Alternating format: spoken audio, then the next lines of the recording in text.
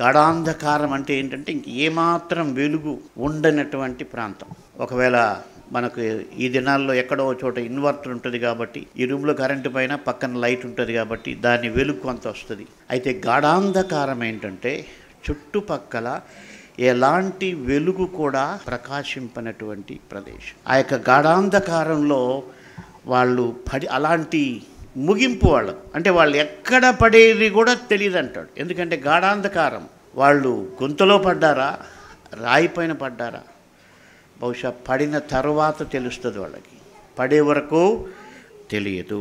కాబట్టి బైబిల్ హెచ్చరిస్తోంది మనుషుల్ని, ఇలాంటి పాపుల మార్గం ఒకటి ఉంది, మీరు దానిలో నడవకూడదు. అందుకే యేసు ప్రభు ఆయన మార్గంగా వచ్చాడు. భక్తిహీనుల మార్గం ఒకటి ఉంది, అది గాఢాంధకారమయము, దాంట్లో పడిపోతే తెలియదు.